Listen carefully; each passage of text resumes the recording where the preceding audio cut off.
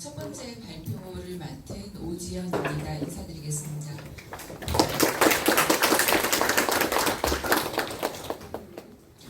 사회자님 말씀대로 시간을 5분 줄여야 하니까 바로 읽고 시작을 하겠습니다.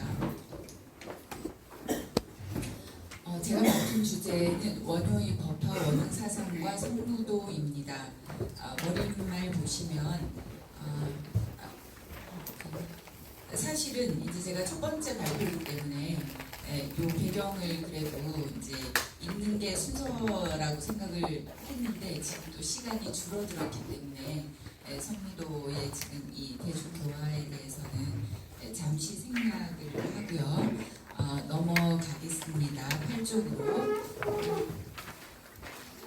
8쪽에 이제 두 번째 단락 보시면 그동안 성무도에 대해서는 포교 30주년이 2014년도부터 방금 이제 학 기자님께서 말씀을 해주셨는데요. 2013년도부터 9회에 걸친 학술대회를 통해서 말씀하신 바대로 50편 이상의 논문이 발표가 되었습니다. 이제 그런 그 연구 성과들을 저희가 이제 다 참조를 하면서 본 연구에서는 대승불교의 대표적 경전인 법화경의 사상과 관련해서 성무도를 조명해 보고자 합니다. 성무도의 총본산인 이 골굴사가 위치한 경주 함월산은 신라시대부터 돌빛이 휘어서 설산이라고도 불렸고 이제 해동의 기사굴산이라고도 불렸습니다. 그래서 특히 이제 이런 그 법화경을 설한 장소로서 이제 상징적으로 불리는 이 영축산, 기사굴산이라는 그 이런 인연을 통해서 이 골굴사의 지정학적 위치와 상징성 그리고 성무도의 의미에 대해서 법화 사상을 중심으로 재조명해 보고자 합니다. 법화 사상에 대해서는 이제 원효 스님의 이 해설서인 법화 종료에 의거해서 살펴볼 것입니다. 이에 대한 고찰을 통해서 원효의 법화 1승 원흉 사상이 그의 열반지인 이 골굴사에 어떻게 자리 잡고 있으며 원효 스님의 이제 법화 원흉에 걸림없는 교화인 무의 행과 현재 성무도의 대중교화가 어떤 연관을 갖는지 등을 살펴볼 것입니다. 우선 이 첫 번째 단락에서는요. 함월산 골굴사와 법화경의 영산회상이라는 제목으로 골굴사와 법화경의 이제 연관성을 살펴보고자 합니다. 옆쪽 9쪽에 보시면은요, 고려 의천의 그 교장 총록 그 목록에 보면 신라의 경흥, 태연, 도륜, 원효를 비롯해서 의적스님, 순경 이런 분들의 법화경 주석서 내지는 법화 관련 저술이 목록이 쭉 기재되어 있습니다. 이런 것으로 보아서 삼국시대부터 법화경이 널리 유통되고 이에 대한 연구가 활발하였음을 알 수 있습니다. 이제 그런 목록 중에 법화 종료가 현재 전해지고 있고요. 그 밖에 의적의 법화경 논술기, 집험기 이런 것들이 이제 전해지면서 신라 시대의 법화 사상을 저희가 현재 짐작할 수가 있습니다. 그러니까 원효의 그 법화 일승 사상을 살펴보기에 앞서서 골굴사와 법화경 연관성을 전하는 것은 그 아래에 신라 함월산 기림사 사적이라는 이제 이 글을 이 기록 가운데에 두 군데를 뽑아서 봤습니다. 천생 석굴 부분에 그 돌이 희기 때문에 설산이라 불리고 또 단특산이라고 이름한다고 하였습니다. 그 인용문 아래에 보시면 골굴사는 인도의 석굴 양식을 계승한 국내 유일의 석굴 사원입니다. 그리고 그 돌이 이제 순백색이라는 점은 우리 불교에서 일체 번뇌와 미혹의 물듦에서 벗어난 청정한 깨달음을 상징하는 것입니다. 그 자체로 이 돌이 희다는 이 자체로 깨달은 분이 계신 곳이라는 의미를 상징하는 것으로 충분한 그런 설산이라고 불렸을 것입니다. 그리고 단특은 단덕이라고도 번역하는데요. 우리가 다나바라밀 하는 보시바라밀 첫 번째 그 보시의 덕 공덕 그렇게 해서 석존이 이제 그 태자 시절에 보살행을 완성한 곳이다. 이제 이런 의미로서 부처님이 계시고 또 부처님이 수행한 곳이라는 그런 상징이라고 할 수 있습니다. 맨 아랫줄에 보시면 그래서 이제 우리 그 골굴사에서 이제 펴내신 이 책에 보면 화물산의 달은 골굴산 중창기에 있는 말씀인데요. 화물산의 달은 곧 부처를 의미하고 월 그래서 이제 그 부처를 머금은 부처를 품고 있는 산이다 이렇게 함월산을 해석하고 계십니다. 그리고 그 신라 이제 기림차 사적의 골굴이라는 시 안에 맨 마지막 그 구절을 보면 총령 넘어 서천 천축을 말하지 말라 해동에도 진짜 기사굴산이 이에 있지 않은가. 그래서 해동 역유 진 사굴 이제 이런 그 구절로 맺고 있습니다. 그래서 이런 구절을 보면 당시 신라인들은 이 함월산을 부처님의 주요 설법지인 기사굴산 즉 영축산으로 여겼다라는 것이죠. 그리고 특히 이제 앞에 우리가 언급한 신라의 그 법화 신앙이 성했고 연구가 활성화됐었다라는 것과 겹쳐서 본다면 함월산을 다른 그 부처님의 설법지가 아닌 기사굴산, 영축산이라고 신라인들이 불렀던 것은 그만큼 함월산, 골굴사가 법화와 깊은 인연이 있다고 신라 때부터 여겼던 것은 아니었을까 이렇게 짐작을 합니다. 그리고 이제 이곳이 또 원효상사의 열반지이기 때문에 원효의 이 법화 종요, 그러니까 원효 스님이 법화경을 어떻게 생각을 하셨는지를 알 수 있는 종요를 통해서 이제 조명을 해 보는 것이죠. 우선 맨 첫 번째 그 법화 종요의 제일 첫 문장, 그러니까 첫 번째 이 대의 부분의 시작 문장입니다. 원효는 이 묘법연화경을 한마디로 묘법연화경은 시방삼세 제불이 세상에 출현하신 큰 뜻이며 부도의 사생이 모두 하나의 도에 들어가는 넓은 문이다. 이런 아주 간명한 문장으로 법화경을 정의하셨습니다. 이것은 법화경의 대의를 기술하면서 법화경의 핵심을 간명하게 밝힌 문장입니다. 시간상 이제 옆에 11쪽으로 넘겨보시면은 이러한 그 문장을 그대로 우리가 11쪽 두 번째 문단입니다. 이러한 뜻을 영산회상으로서의 골굴사에 적용시켜 본다면 이곳이 바로 일체 재불의 일대사 인연을 선포한 곳이며 그러한 큰 뜻을 따르고 행해서 일체 중생을 성불이라는 하나의 길로 들어가도록 하는 그런 큰 도량이라고 해석을 할 수가 있습니다. 다음 그 이제 법화 종요에 실제로 이제 6문단으로 나뉘어져 있는데요. 첫 번째 대의고 맨 마지막은 경문을 해설하는 부분인데 그것은 설해져 있지 않고요. 가운데에 둘째, 셋째, 넷째 경의 종지, 경의 그 효용, 작용, 제목풀이 요 세 부분을 중심으로 원효의 법화 일승사상을 이제 집중적으로 살펴보는 부분인데요. 시간 관계상 간단하게 읽으면서 넘어가겠습니다. 첫 번째 일승실상의 종지입니다. 원효는 법화 그 종요의 두 번째 문에서 종지를 일승실상이라고 보았고요.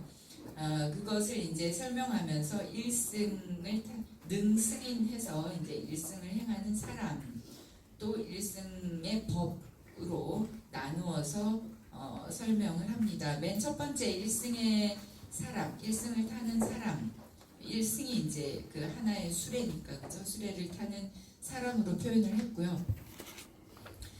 그것을 이제 그 설명하면서 이렇게 말합니다. 이 경에서 설하는 일승인이란 삼승의 수행자와 네 가지 성문 및 3계에 있는 사생의 중생이 모두 일불승을 타는 사람이다. 그들은 모두 부처님의 자식이며 모두 다 보살이니 모두 불성이 있어서 마땅히 부처님의 계위를 이을 것이기 때문이며 나아가 무성유정도 모두 부처를 이루기 때문이다. 이제 앞에 그 묘법 연화경을 정의한 곳에서는 구도 사생이라고 전체적으로 총괄적으로 표현을 했는데요. 지금 이 일승인의 설명에서는 삼승의 수행자 그리고 특히 네 가지 성문 또 마지막 줄에 무성유정까지도 모두 부처를 이룬다. 모두 부처님의 자식이다, 불자이다. 이제 이렇게 표현을 하고 있습니다. 그 두 번째 문단의 중간 부분에 보시면 특히 법화론에서는 네 성문 중 결정 성문과 증상만 성문은 열애의 수기를 받지 못한다고 하고 또 법상종에서는 무성유정은 무르의 지혜가 없어서 무르의 지혜니까 이제 그 유르의 번뇌를 뛰어넘는 지혜잖아요. 그것이 없어서 인천승을 벗어나지 못하고 불도로 나아갈 수 없다고 말하고 있습니다. 하지만 원효는 이러한 견해들을 모두 법화경의 그 일승의 교의 가운데에서 모두 회통을 해서 한 존재도 부처를 이루지 못하는 사람이 없다고 강조하고 있습니다. 두 번째 일승법 부분에서는요. 바로 일승법을 설명하지 않고 이 안에서 일승의 가르침, 리, 일승의 이치, 리, 가르침, 교, 원인, 인, 결과, 과 이렇게 해서 이 교, 인, 과 네 항목으로 설명을 하고 있습니다. 첫 번째 13쪽 위에 일승의 이치와 가르침 했는데요.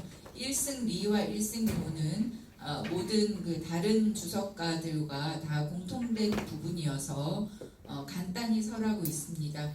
일승의 이치라는 것은 이제 바로 앞에서 말한 일승인 모든 사람을 일승으로 가게 하는 그 근본 이치는 곧 법신과 열애장, 경의 용어, 경전의 용어로 말하자면 실상이 곧 일승의 이치라는 것이죠.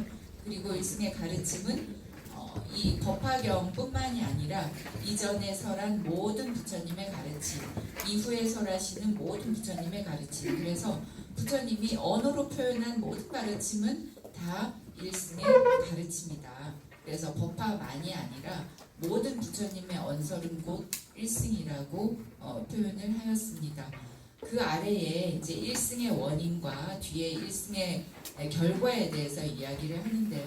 이 중에 이제 그 원효가 가장 많은 부분을 그러니까 분량으로 설하고 있는 것이 일승의 원인이거든요. 원인과 결과 부분인데요. 일승의 원인은 두 가지로 성인과 작인, 그래서 성품에 갇혀 있는 원인과 작인, 지어가는 원인으로 나뉘어서 설명하고 있습니다.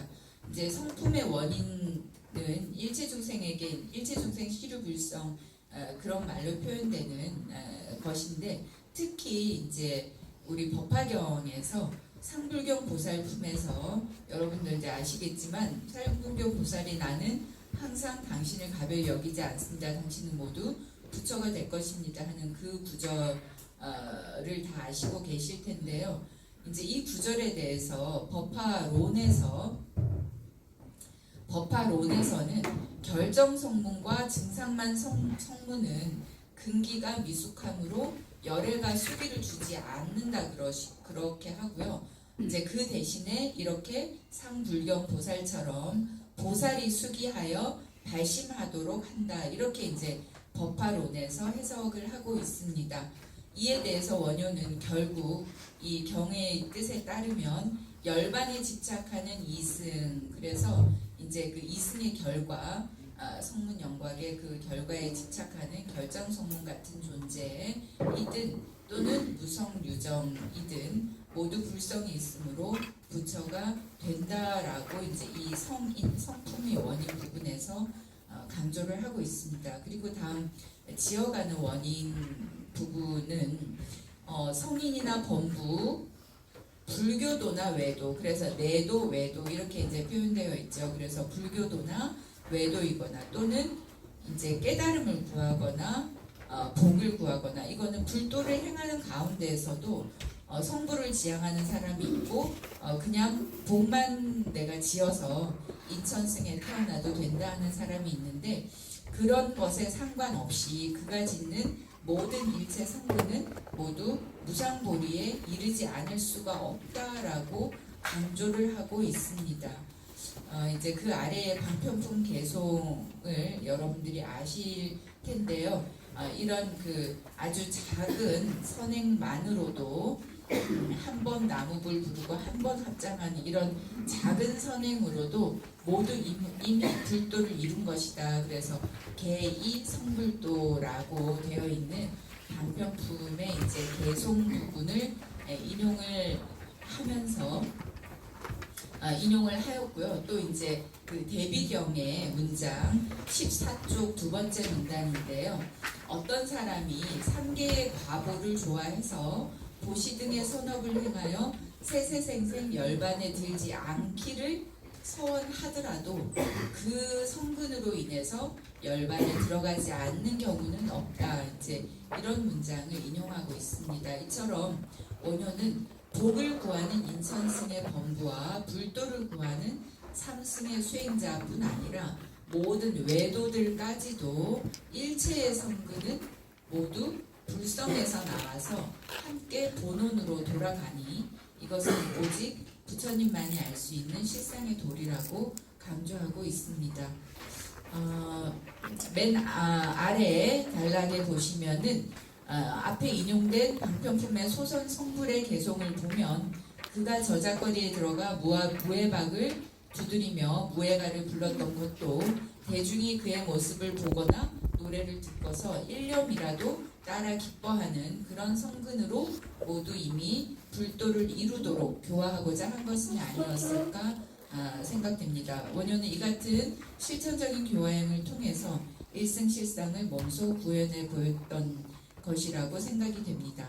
이제 일승 결과 부분에서는 본래 있는 결과와 비로소 생겨난 결과, 본유과와 시기과를 이제 두 가지로 나눠서 얘기하는데 이것은 법신불의 과위 그리고 보신불과 화신불의 과위를 이제 언급한 것이지만 이 또한 부처님 모든 부처님과 마찬가지로 일체 중생도 그러함을 방편품을 문장을 인용해서 증명하고 계십니다. 이렇게 이제 그 아래 일승실상 해석의 특징을 보시면 원효는 이와 같이 일승실상에 대해서 일승의 인과 리교 인과 이 네 법으로 이제 설명하는데 특히 뒤에 네 법은 서로 상응하여 한 사람을 일체지에 이끈다 이렇게 이제 말씀하면서 일승법이라 이 네 법을 일승법이라고 하는 것은 마치 네 마리의 말이 한 수레를 끄는 것과 같다. 그러면서 이 네 법에서 한 법이라도 빠지거나 모자람이 있으면 안 된다라고 이 일승법을 이 네 가지 항목으로 꽉 채워서 설명하고 있는 것을 볼 수가 있습니다. 그리고 이제 넘겨보시면 16쪽에 앞에 이제 일승 실상의 종지를 다 설명한 것이고요. 두 번째 항목은 일승의 법화경의 작용으로서 방편을 열어서 진실을 보이는 것이 이 법화경의 작용이라고 말을 합니다. 제목 아래에 보시면 법화경의 작용을 밝히는데 경의 종지인 일승으로 어떻게 나아가도록 하는지 그것이 이제 바로 법화경에서 말하는 작용에 해당되는 것이거든요. 그것의 이제 그 경전 근거로는 법사품의 아래 문장입니다. 일체보살의 안욕보리는 모두 이 경에 속한다. 이 경은 방편문을 열어서 진실상을 보인다. 그래서 개방편문 시 진실상이라는 이 문구를 경전 근거로 삼아서 이제 이야기를 하고 17쪽 보시면 인용문에 첫째, 둘째, 셋째, 넷째 이렇게 해서 각각 삼승의 가르침, 삼승의 사랑, 삼승의 원인과 결과, 또 삼승의 그 이해하는 바 이것을 각각 이제 일승의 가르침과 일승의 결과, 일승의 이치로 돌아가게 한다라고 이제 설하고 있습니다. 18쪽으로 넘어가시면은요.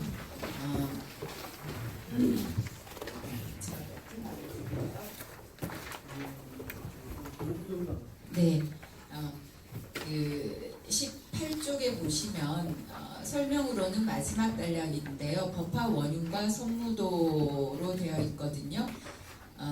이제 앞에 법화경에서 이제 경의 종지와 작용을 통해서 법화의 일승 사상에 대하여 상세히 설하였는데요. 그에 비해서 법화 사상을 원흉이라고 표현한 곳은 잘 찾아볼 수가 없었습니다.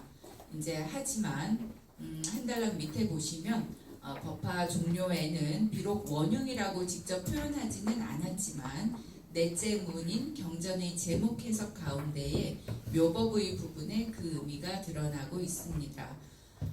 묘법이라고 하면은 교묘, 승묘, 미묘, 절묘의 네 가지 뜻이 있으며 각 그 네 가지 묘에 각각의 또 네 가지 뜻을 갖추고 있다. 이제 이렇게 설하고 원효가 이제 설하고 있거든요. 그래서 이제 그걸 요약한 것이 아래 단락에 교묘, 승묘, 미묘, 절묘에 1, 2, 3, 4로 붙여져 있는 요 내용입니다. 이것에 의거하면 19쪽에 오시면은요.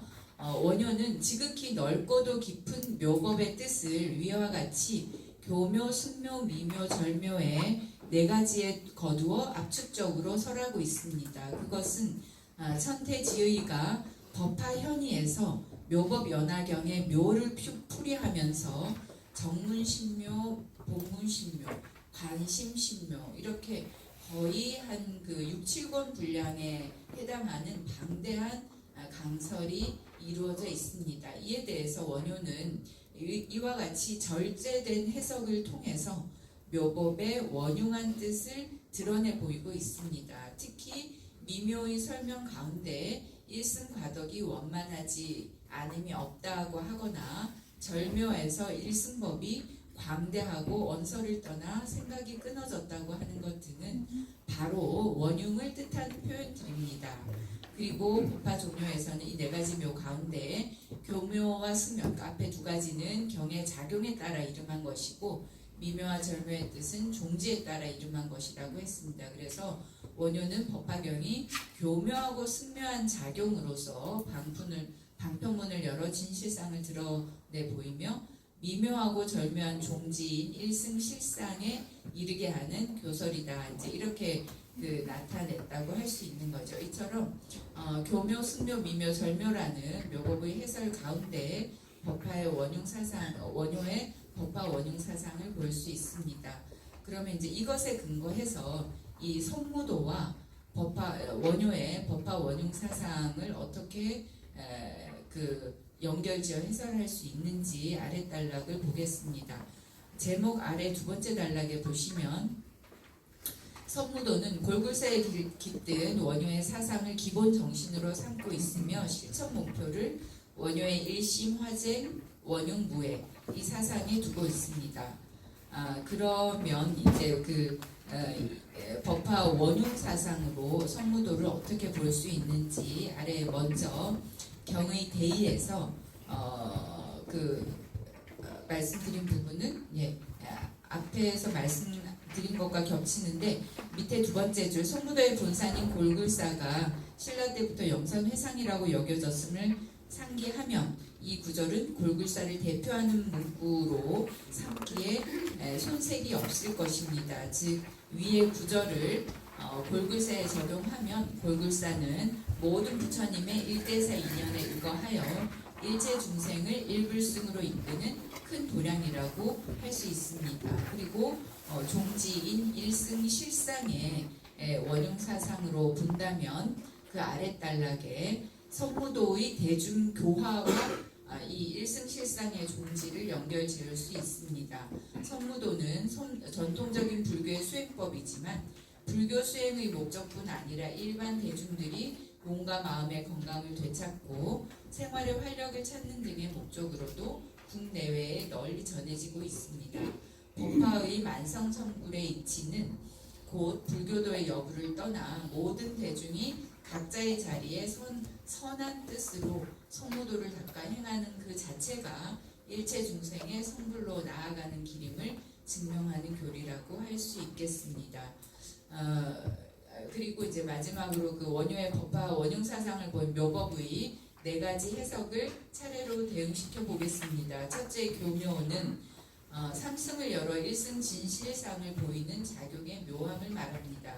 이것은 선무도에서 몸과 마음, 호흡의 조화를 통한 수행 방편을 열어서 해탈과 성불이라는 진실로 이끌어 주는 것에 연관 지을 수 있습니다. 두 번째, 승묘는 경에서 일체의 불법, 실력, 비밀장 등을 나타내 보이는 것을 말합니다.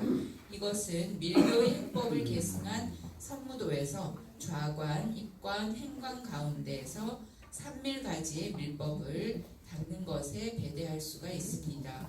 셋째, 미묘는 일승과에 미묘한 덕이 원만하지 않음이 없으며 온갖 더러움이 깨끗해지지 않음이 없음 등을 말하는 것입니다. 선무도의 수행은 행공할 때만이 아니라 행주좌와 어묵동정에 이르는 모든 행에 생각과 행동이 호흡의 조화를 통하여 깊고 고요한 선정의 상태를 잃지 않으며 금강산매를 현전하여 깨달음에 이르는 것이라고 하였습니다. 따라서 선무도 수행의 덕은 행주좌와에 원만하지 않음이 없고 신구의 상업이 항상 청정하여 더러움이 없게 됨을 말한 것 같다고 하겠습니다. 마지막으로 절묘는 법화의 일승법은 광대하고 깊고 언서를 떠나고 생각이 끊어졌다는 의미를 나타냅니다. 선무도의 본산인 골굴산은 가파른 석벽에 해골 바가지 구멍과 같은 여러 동굴과 괴석들이 오묘한 기운으로 압도하는 국내 유일의 석굴 사원입니다. 이와 같은 골굴사의 위치는 그 자체로 절묘를 상징함에 부족함이 없는 듯합니다. 그리고 저분께서 이곳이 기사굴산 독수리봉의 설법당이자 원효성사께서 중창 열반하신 곳이며 원효성사로부터 원흉무의 일심 화쟁의 법을 부촉받은 곳이라고 하였습니다. 이처럼 골굴산은 인도와 우리나라라는 공간적인 제약, 신라와 현대라는 시간적인 간격을 뛰어넘어서 부처님으로부터 전승되어 온 관법의 수행을 널리 전하는 곳이므로 절묘에 부합한다고 할 것입니다. 이상과 같이 원효가 법화 종료에서 보인 경의 대의, 종지, 작용, 제목 해석 등에 담긴 일승의 원흉 사상은 화물산 골굴사의 선무도와 그 대중교화에 그대로 적용시킬 수 있다고 생각이 됩니다. 예, 이제 이 정도로 발표를 마치겠습니다. 감사합니다.